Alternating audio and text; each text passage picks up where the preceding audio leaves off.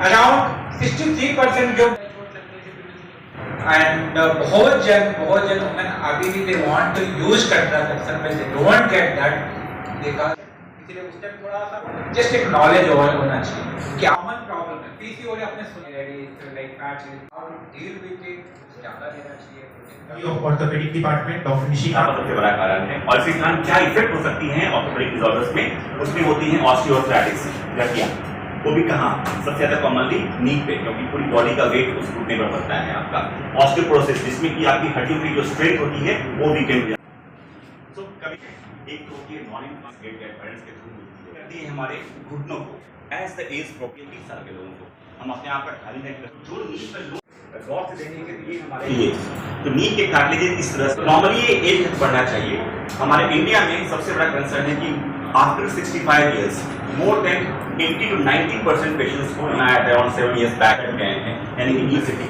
तो ये बताया जाता है कि अगर आपका बॉडी वेट अगर 1 पाउंड बढ़ता है तो आपकी नी के खासकर मिडियल साइड में जो एक्सेसिव लोड पड़ता है वो 5 पाउंड तक बढ़ सकता है। यानी कि अगर आपका वेट 1 kg एक्स्ट्रा बढ़ रहा है तो नी पर लोड 5 टाइम्स तक एक्स्ट्रा बढ़ जाता है। तो समझिए अगर आप 10 kg एक्स्ट्रा वेट है आपका तो नी पर लोड 50 टाइम्स। लोग यहाँ न्यूट्रिशनल मंथ के लिए यहाँ मेडिवर्सल में इकट्ठा हुए हैं और खासकर महिलाओं की स्वास्थ्य की जानकारी देने के लिए डिफरेंट पहलुओं पे ऑर्थोपेडिक में कैसे हम लोग उसका ख्याल रख सकते हैं, बाकी खासकर प्रेगनेंसी में उनकी डाइट कैसी होनी चाहिए ताकि वो एक स्वस्थ जीवन जी सकें। इसके लिए हम लोग यहाँ इकट्ठा होकर एक जानकारी शेयर करने के लिए यहाँ आए हैं।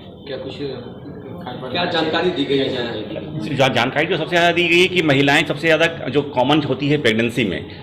जो उनकी रिक्वायरमेंट होती है और लैक्टेशन 2 फेज होती है प्रेग्नेंट महिलाओं के फेज में लाइफ में बहुत इंपॉर्टेंट होती है। जो उनकी रिक्वायरमेंट होती है प्रेगनेंसी में वो बहुत ज़्यादा बढ़ जाती है जब वो माँ अपने बच्चों को दूध भी पिलाती हैं। तो जब प्रेगनेंसी होती है तो पूरा का पूरा खानदान उनका ख्याल रखता है, लेकिन जब लैक्टेशन होती है तो कोई उनका ख्याल नहीं रख पाता है। तो मेन पर्पस ये है कि प्रेगनेंसी के बाद भी आप माँ का खासकर महिलाओं का ख्याल इतना रखा जाए ताकि वो हड्डियों की बहुत सारी बीमारियाँ खासकर जिसको हम लोग कहते हैं ऑस्टियोमलेशिया कहते हैं, जिस कारण यहाँ तक कि हड्डियाँ वीक हो जाती हैं कि वो एक छींकने या खांसने से हड्डियाँ टूट जाती हैं। उस कंडीशन में भी उनकी हड्डियाँ कैसे मजबूत रह पाएँ ये हम लोग एक मैसेज देना चाहते हैं कि सिर्फ प्रेगनेंसी ही नहीं, प्रेगनेंसी के बाद भी माँ के स्वास्थ्य का कैसे ख्याल रखना है और खासकर उसमें सबसे इंपॉर्टेंट चीज़ है उनकी प्रोटीन की सप्लीमेंट कैसे बढ़ाई जाए ताकि उनकी हड्डियों की ताकत बढ़ सके।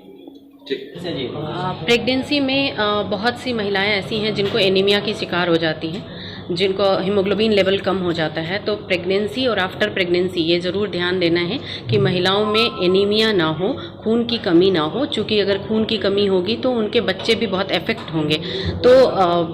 अवेयरनेस यही है कि महिलाएं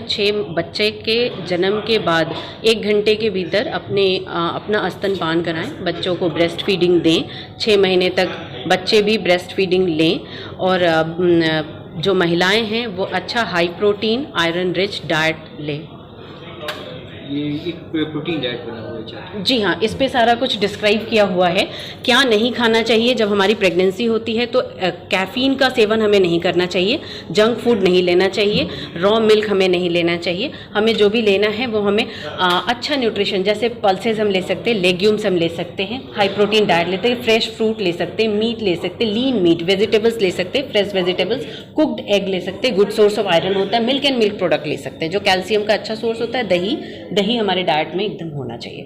अपना परिचय दें। मेरा नाम प्रिया दुबे हुआ, मैं यहाँ चीफ डाइटिशियन मेडिवर्सल हॉस्पिटल में अभी कार्यरत हूँ।